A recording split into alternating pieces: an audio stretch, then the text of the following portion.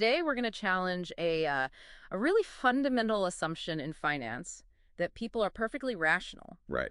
We're diving into financial decisions with this incredible idea that when it comes to money, no one is actually crazy. For the longest time, economics was all built on this idea of the cold, calculating, rational man who just Yeah. maximizes everything. Homo economicus.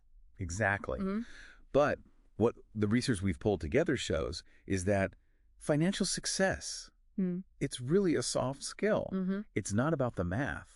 It's about your behavior. So the whole mission here is to really understand this behavioral architecture, to show that every financial choice you make is really a product of your own personal story, not some spreadsheet. Yeah, precisely. Okay, so if perfect cold logic is out, what replaces it? The sources point to something called narrative rationality. What is that exactly? It's this idea that we make decisions that are consistent with the story we tell ourselves about how the world works. And the key mechanism for that is something called financial imprinting. Yeah. Basically, the economic world you saw in your, let's say, your late teens to early 20s. The impressionable years. Right. It creates this permanent cognitive anchor, a kind of financial scar tissue. But hold on. Surely people adapt. Are you saying my behavior is just locked in by age 25 no matter what happens in the market today? It's not totally locked in, but that early data gets weighed so much more heavily. I mean, think about it with a couple of examples. Someone who lived through the hyperinflation of the 1970s, they're going to see bonds as a guaranteed way to lose money, to lose purchasing power. All right, it's a losing game to them. But then you take someone who came up during the tech boom. Every dip was a buying opportunity. They saw it get rewarded again and again. So they have completely different instincts. Exactly. Neither is crazy. Their personal history just completely defines their calculation of risk and reward. That is so powerful. So how does this translate from, an individual to a CEO in a boardroom with billions on the line? This is where the research gets really fascinating. There's this study on CEOs and social class that found this distinct U-shaped curve. A U-shape. Between what and what? Between their childhood social class and how much strategic risk they take, like, say, spending on R&D. It's totally counterintuitive. Wait, okay, a U-shape. So who's at the bottom? Who's the most cautious? The most risk-averse are the middle-class CEOs. That's surprising. It is.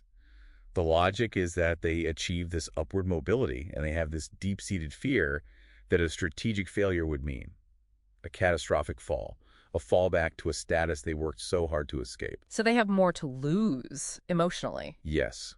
Whereas the upper and lower class CEOs are bigger risk takers. One group has a safety net, right? And the other, well, corporate risk just seems small compared to the genuine survival challenges they face growing up. Wow. Okay, that explains a lot. Let's take that down to the classic example of what people call irrationality, the lottery ticket. You see, low-income households spending hundreds a year on tickets, but they might not have, say, $400 for an emergency. On paper, it looks like a total failure. On paper, yes. But to the person buying it, that $2 ticket is the rational purchase of a dream. A dream. Yeah. The math is terrible. We know that. But when saving is almost impossible because of low wages or other issues, that ticket provides this huge emotional utility. So they're not buying a financial asset. They're buying hope, a tangible ticket to a different future. Exactly. It's an entertainment ticket for a momentary, tangible fantasy of escaping that poverty trap. The purchase makes perfect sense inside their lived reality. I think the core insight then across all this is that empathy is actually a functional financial tool. It really is. Understanding these competing stories, your own, your team's, the markets, is essential for making better predictions. So the final takeaway for you listening to this is really about giving yourself grace. Forgive your own past crazy decisions. They weren't crazy. They were logical attempts to survive or succeed based on your unique story. And to mitigate those biases going forward, you have to formally audit your own thinking. You have to intentionally implement what they call the consider the opposite strategy. You have to actively search for the flaws in the narrative your own history has built for you.